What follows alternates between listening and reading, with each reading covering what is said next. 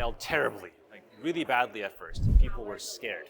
People thought that by deploying the technology, we were trying to take their jobs. So we actually had employees effectively sabotaging the data because they said, I don't want to see this succeed, because if it succeeds, you probably take my job away or you make me do something else.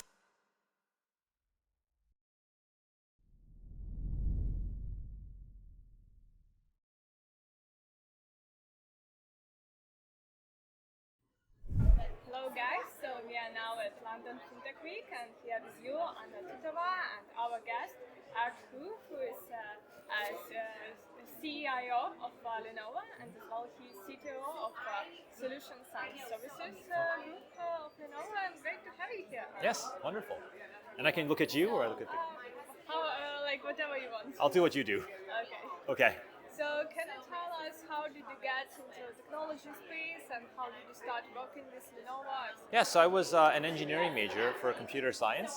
And then after that, I really wanted to apply some of that to the business world. And so I entered consulting, business consulting for a long time. This is before computer science was cool. So there were way fewer computer science graduates back then. But I spent a lot of time in the business consulting world. And then from there, Lenovo actually was one of the clients that I was able to serve, and at some point I had the right opportunity to move from business consulting and actually delivering technology within the company. So I made the move from consulting into Lenovo. At Lenovo, I've had the chance to rotate through a number of roles. I joined Lenovo to do transformation, so business transformation, but always in the context of how to apply technology for the enterprise. And so I've done transformation, I've looked after security, business operations, technology operations, as well as application development. And so at the end of that, I was able to become the CIO in 2016. So I've been the CIO globally for the past a little more than 6 years now. And then most recently, with Lenovo creating the Solution and Services Group, so that we're really taking all of the hardware assets and portfolio that we have and making them available as a service, so that we're layering services and solutions on top of the hardware that we're already very famous for. And so I'm also the technology and delivery officer for that group as well. So that's a very short summary of how I got into it and what I'm doing now. Yeah, that's quite interesting. And why was there such a shift from hardware development to focus on more of offering solutions as a service, and how do you see the development in that scope? Do you see it will overcome the volumes of the offerings in Lenovo? Yeah, so there's a couple of ways we can come at this. I think one of them is that first and foremost, we engage and listen to our customers. And so as we spend time more and more with them, it's become an increasing trend where customers are actually looking for additional solutions beyond simply buying a hardware, like for example, a phone one time, or buying a PC, and then we see them 3 years later to see what else happens. So that was one, which is we were hearing from our customers, they wanted more out of us. They wanted us to deliver more, and services was a good way to engage them and provide them what they want. Another shift also is really about the notion of agility. I think, of course, you must hear that word a lot, but being able to move more quickly. When you provide and you think about things in a hardware, it's more in a physical sense. And of course, there's always going to be the physical world where we're delivering some hardware on the ground, but by wrapping these in services, we're able to be much more flexible. So rather than having a capital expenditure to buy something that you own forever, you're able to have operational or OpEx expenditure, and it's a little bit more of pay-as-you-go model. So we're able to offer the flexibility, because then customers are able to either flex up if they suddenly have more demand, and then pay more, or flex down if they suddenly have less demand for some of the technology and IT services to pay less. And that scalability and agility is really valuable for the business.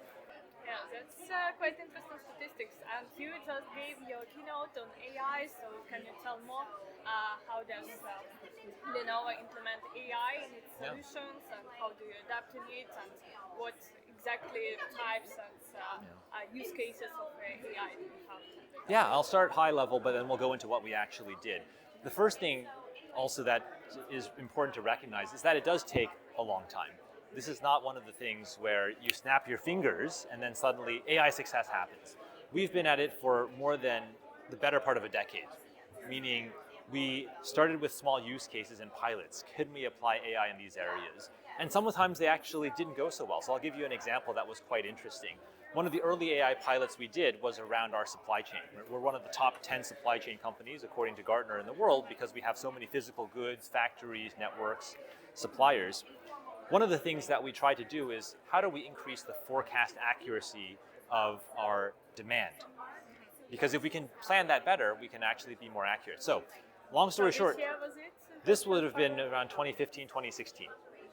So, when we tried to do that, we found that it failed terribly, like really badly at first. And then when we looked at why, it was not the technology. It's not that the technology had any issue fundamentally with it. It was because people were scared.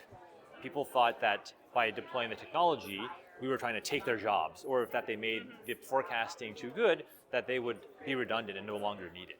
And so what would happen is people would actually cause the technology to fail, right? Because AI is just training on data. If you make the data very poor quality and it doesn't reflect the real world, then you have a garbage in, garbage out problem. And so we actually had employees effectively sabotaging the data because they said, I don't want to see this succeed, because if it succeeds, you probably take my job away or you make me do something else. So how does it change now? I think still people have a lot of fear that Yes. AI will substitute their jobs, etc. Yes. So how do you encourage people to forge the innovation? Well, and it goes back to how we solved the problem when that pilot all those years ago, which is we actually sat down, we realized this was happening, and then we just had a conversation. And once we realized that there was an emotional fear factor that was causing it to fail, not the technology, then it became a question of communication and change management. And we just had a very real discussion that we clarified, but we had to emphasize the intent. It's not to take jobs. And even in the keynote that I gave just now, the A for Lenovo and augmented in AI is really around augmentation. But augmentation means the base is you and me as a human being, all of us as human beings, and then taking the technology capabilities as a tool, just like you would an axe, right, or any kind of tool you can imagine in modern life, and making us better at what we do. And that's exactly what we found. Once they understood that these models, they cannot operate independently, because we always need the human judgment for something so complex around the supply chain, where we have thousands of partners, we have millions of parts, we have such a complex network.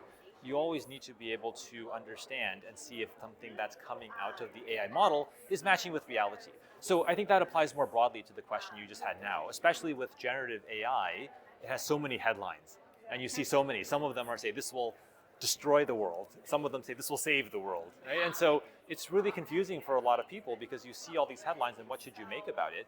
I think the point to understand, it's still best understood as one, there will continue to be a time of exploration where it finds its fit in the world. What are the use cases where it's actually going to be most useful? Keep in mind, generative AI, at least with ChatGPT and large language models, really only came onto the public consciousness. And then once people understand that it's really about augmentation, I think they can reframe it, because then it becomes much less of a you or me versus the machine, right? Who's going to win? Because that's, again, that's kind of a zero-sum mindset. And I think that also ignores the history of all disruptive technologies, whether you think about fire, wheels, the loom, right, the steam engine. All of these things were disruptive technologies, but over time, they ended up actually creating more economic opportunity, and I think this will be the same. So if people can understand and take some comfort from history that this has happened, then I think we can get on with the business of how to actually we manage this, how do we explore more and channel it to the way we want it. It's a tool, we use it to shape the world the way we would like, and it's not something that it's being done to us where we're just being shaped by it unknowingly. So I think being conscious about it and saying we can manage this, we can control it, it's a tool for us to direct, not the other way around. And then what I've seen when I talk to customers, when I talk to employees, that's what happens. They say, yes. I heard an interesting quote from another source, and just another person that I was speaking with, who said, people are asking the wrong question sometimes, or they need to adjust the question to the very fundamental and human question, what do I do? Because everyone has a job, or at least they have some form of work from which they derive some meaning in their life. What do I do if this is coming for my job? Right? And especially for people who are younger, right? If you're entering college or just graduating or your very early career, the question people should be asking is not, will this take my job? The answer is no, this will not take your job. And we just talked about a few examples. However, someone who knows how to use these tools a lot better than you, they may take your job. Yeah. Right? And so that's actually the right question, because then it's not about, oh, let's avoid this. This is somehow morally wrong or ethically wrong. Then it's much more a job, right? So for example, if you are making clothes, right? If you just are hand knitting your every piece of clothing by yourself, and someone has a sewing machine, well, probably the sewing machine doesn't take your job, but the person who's using the sewing machine can take your business, because now they're much more productive. And so I think it's a little bit of reframing, again, with people using the technology, and then it makes a lot more sense away from, or in addition, to help go through some of the breathless hype that you see a lot of people saying. So to get away from the extremes and being more practical about it. So, in what other ways do you implement the AI besides the taking decisions like the Yeah. progress? Yeah, well, I mean, so there's really at this point, because we've been at it so many years, the past decade, there's no part of the company that it hasn't been touched. So pick any part of the company, marketing. Right? So for example, what we'll do in marketing now is we'll be able to use the feedback from our campaigns, because we'll launch campaigns, and as a global brand, we will have hundreds of millions of users around the world. Right? We'll have hundreds of millions of impressions, and we can take all that data that comes back. Who clicks on what? Which ones lead to purchases? Which ones lead to recommendations? Which ones lead to good reviews? And we're able to much better understand our customers so that we can serve them better. So in marketing, that's an example where we just get massive amounts of data back in terms of the feedback, see what's happening. If you think about the machine itself, the machine also generates a ton of data, right? Things are in the process. It says I'm overheating. Maybe it says you don't have enough memory. Maybe it says it looks like the power plug is going to fail. And so we're able to take across all the devices that we have, right, that have agreed to share telemetry or technical data with us, and use that to understand how are people using our devices. And that's incredibly valuable because it helps us in our customer satisfaction, and it helps us actually engineer our products better. Right? We can tell from the data, oh, that button's in the wrong place, or people seem to really struggle using this feature. And we're able to, again, take that from, because you can't manually analyze that. There's just too much data. By applying these techniques at scale, you can start to cluster these patterns and learn from what people are essentially telling you, right? Not because they're speaking to us, but they're via the voice box. But they're speaking to us through the data and the AI, and some of the algorithms that we're deploying are helping. So quality, engineering, and prediction. So I think it's really about finding patterns, but in each domain. It's the specifics of the use case that make it so interesting.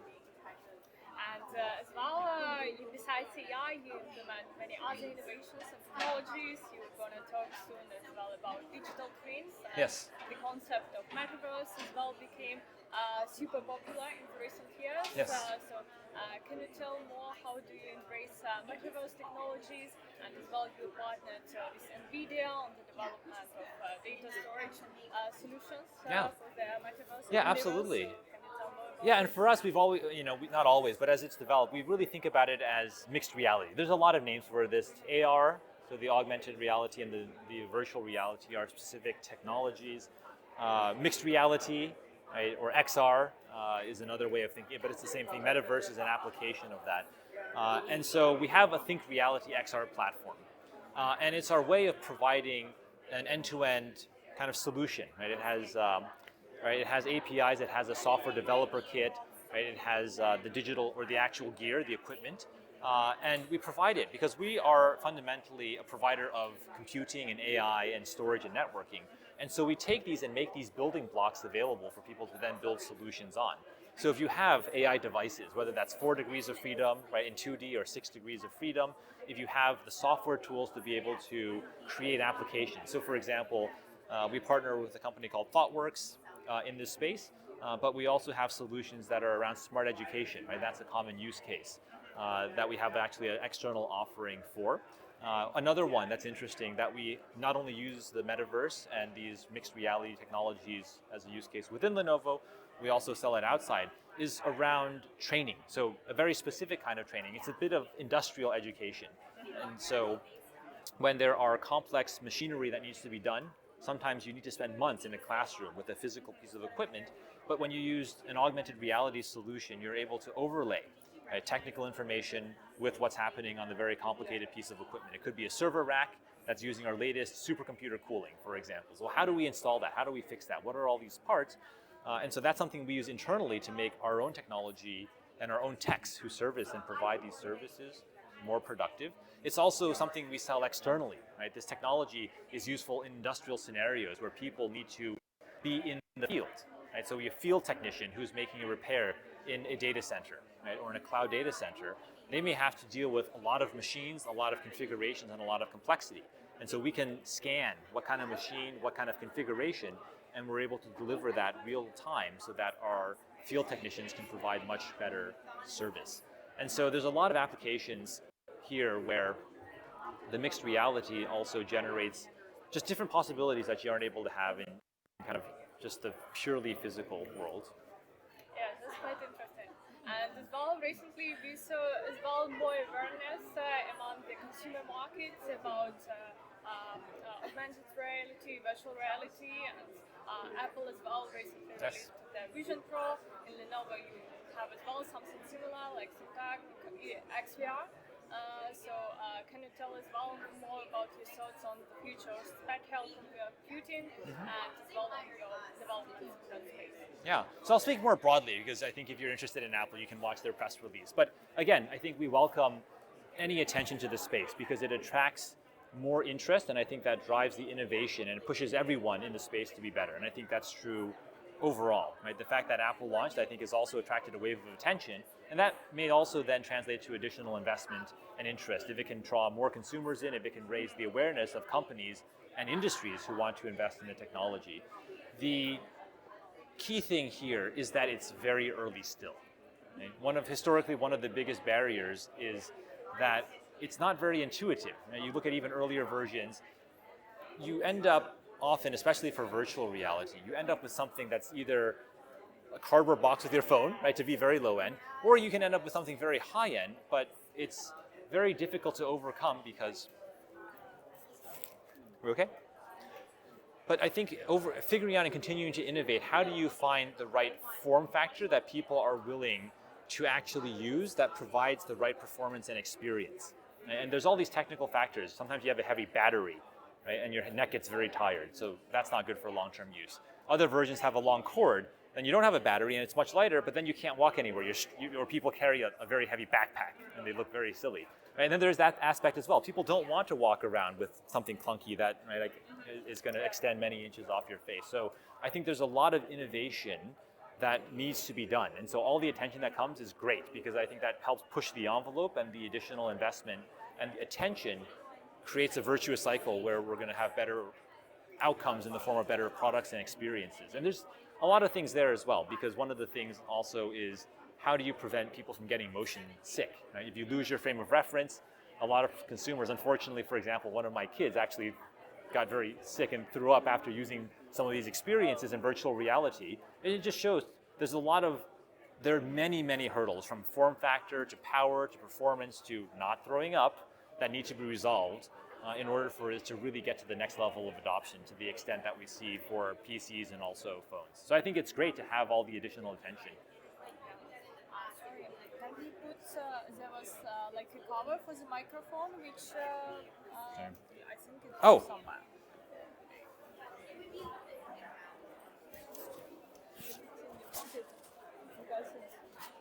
Show me what it looks like. Are you wearing one or just in mine? Yeah, just like a small thing. Well, I have not moved, and I try not to move my helmet. Maybe it fell in here. Yeah, let's check. Because the sound with it will be better. No, it's not there.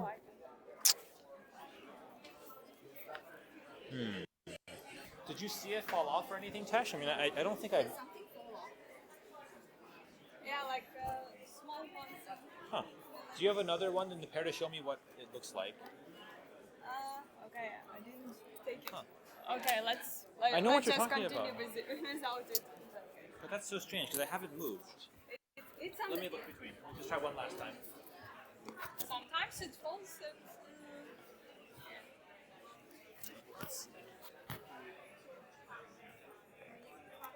Let's just continue. No, with this. I don't see it. That's very... I didn't...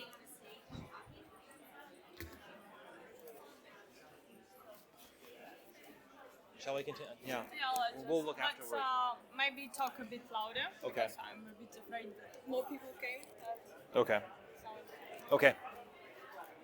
Um, and as well, Lenovo adopts some blockchain solutions, like for the supply chain. Can you tell more about this? And do you have any other plans to leverage this technology for other solutions, for other use cases? In Yeah, Lenovo? blockchain is really interesting as a technology, and I think also it went through a hype cycle.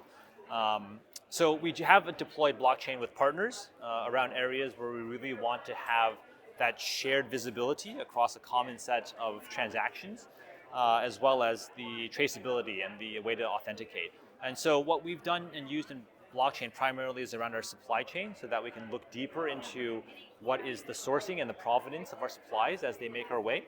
I think there are more use cases in the future.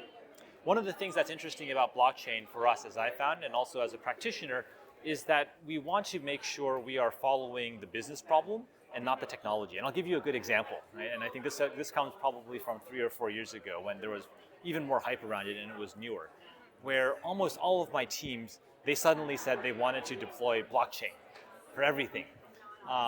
Because everyone wanted to experiment, which is really good. It was like 2017 or something. Yes, that's right. And so people were very excited. Everyone wanted to experiment with blockchain. And suddenly, when I was doing our architecture reviews internally about what technology we were going to adopt, I found everyone wanted to use blockchain. And I said, this doesn't sound right because it's not possible that it's all the things. So to my point about following the business problems, there was one application and they said they want to use a blockchain. And I said, why?